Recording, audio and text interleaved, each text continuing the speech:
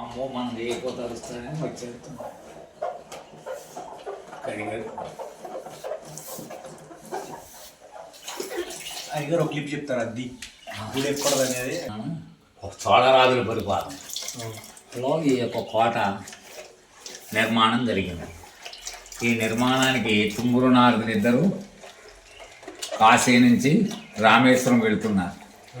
వెళుతూ ఉన్న సమయంలో ఆ రాత్రి ఇక్కడ బస చేశారు. చేస్తే స్వామి కల్లో కనిపించారు.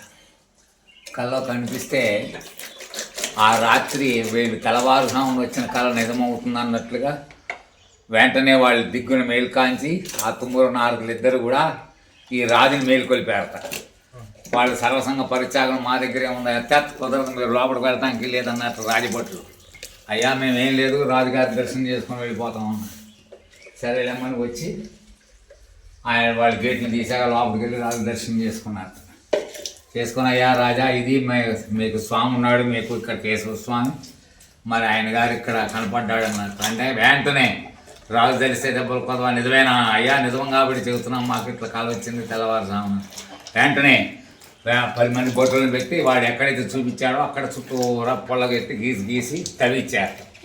అగో ఆ లోపల ఉన్నటువంటి స్వామివారు శిలా విగ్రహం, యాకండి శిల, మళ్ళీ మామూలు శిల కాదు, ఏకశిల బయటపడ్డది. బయటపడంగానే ఆ శిఖరం కనపడంగానే కొంచెం అంతా వాళ్ళకి నమ్మకం దొరికింది, మొత్తం తవ్వారు, బయటకు తీశారు స్వామివారిని. అగో ముందు ఒక ప్రాకారంతో గర్భాలయం కట్టారు. ఆ ఒక ప్రాకారంలో ఆ తుంగురు నారదులే ప్రతిష్ఠ చేశారు. ఇవాళ మనం ఏం ఎవరో చేసిన వాళ్ళు కాదు. ఈ తూరు బొమ్మ 7వ తరం. నా తాతలు ముత్తాతలు మాందాతలు అందరూ 7 తరాలు అయిపోయాయి. ఇది 7వ తరం. మరి 7 తరాల క్రితం ఆ స్వామివారిని అక్కడ ప్రతిష్ఠ చేశారు. చేస్తే ఆ ప్రతిష్ఠ అయిపోయాక ఆ రాత్రి తలలో మళ్ళీ ఆ రాజు కళ్ళలో కనిపించాడు ఈసారి. రే నాన్న వాళ్ళిద్దరు ఎవరు అనుకుంటున్నావు, తుంగురు నారదులు రా, నన్ను బయటకు తీశారు, వాళ్ళని పెట్టొద్దు, వాళ్ళకి ఏం కావాలో అది ఇచ్చి పంపమన్నట్టు. ఆ రాత్రి రాజుగారి కళ్ళలో కనిపించి వెంటనే దిగ్గులు లేచాడు, చూశాడు, ఏం కనిపించలేదు. వెంటనే వీళ్ళిద్దరికి చేర్చి నమస్కారం చేశాడు. వీళ్ళు సర్వసంగ పరిచయాలు, వీళ్ళ దగ్గర ఉంది మా బైరాగులా. సరే సన్నాన్ని నమస్కారం చేశారు. ఏంట్రా అన్నారు. అయ్యా మరి నీకేం కావాలి కోరు, నాకేందుకయ్యా, మాకేం కావాలి, మాకేమీ వద్దు, మేము ఇలా రామేశ్వరం వెళ్ళిపోతున్నామయ్యా, కాశీ గయా ప్రయాగ అన్నారు. ఓకే మరి అయితే నాయన నీ పేర్లు పెట్టుకుంటామయ్యా మా గ్రామానికి అన్నాడు. తదహాస్తు అన్నట్టు వాళ్ళిద్దరు. అంటేనే వెంటనే ఈ గ్రామానికి తుంబూరు అని నామకరణం ఏర్పడ్డది.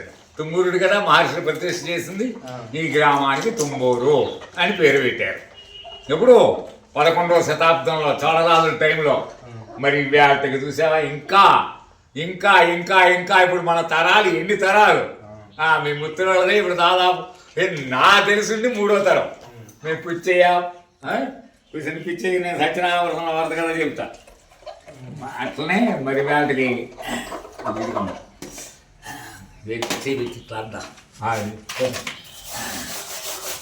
మరి అలాగా ఈ స్వామివారు చరిత్ర అది. ఆయన నిలిచిపోయాడు, అక్కడ ఉన్నాడు లోపల కూర్చొని. ఉత్సవాన్ని తర్వాత ఈ రాజులు ఈ అయ్యగారులు వీళ్ళు తెచ్చి అప్పుడు ప్రతిష్ఠ చేశారు.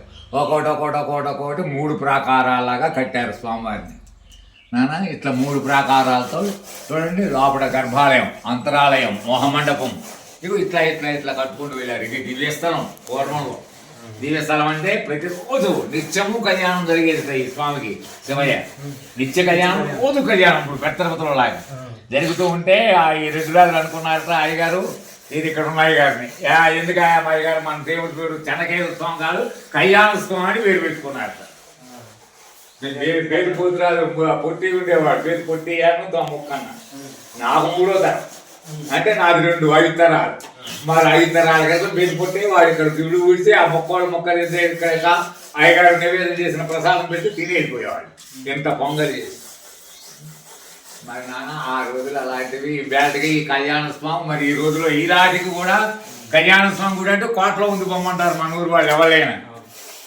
మరి అదే చెన్నకేశ్వర స్వామి అంటే ఏమన్నాడు, మాకు ఎక్కడుందో తెలియదు అంటారు. అది ఈ స్వామివారి యొక్క పేరు. మరి అయితే ఇక్కడ యాగశాల ఉండేది నాన్న, ఈ మూల అయితే నైరుతిలో బరువు ఉండేది. యాగశాల అంటే వంటశాల, రాళ్ళతో గట్టి ఉండేది. మా తాతలు 4వ తరం వాడు అన్నం వండుతూ ఉండగా పెద్దగా రాళ్ళు పెడపెట్టాలంటున్నాయి.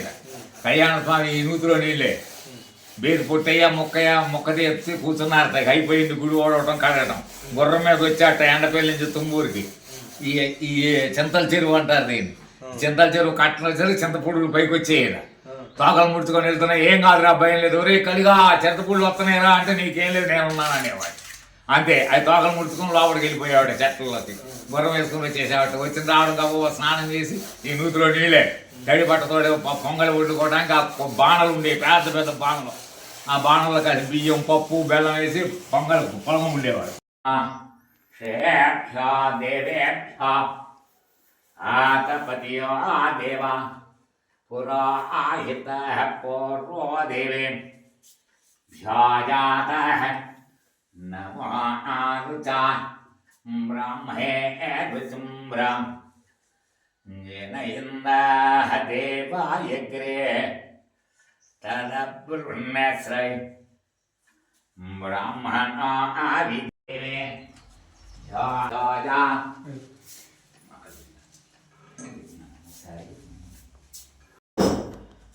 హాతపతియ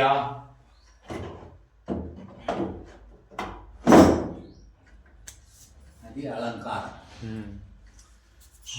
స్వామి మహాప్రభు శ్రీనివాస రైట్ ఇది లుక్ వచ్చింది అవునా నాయన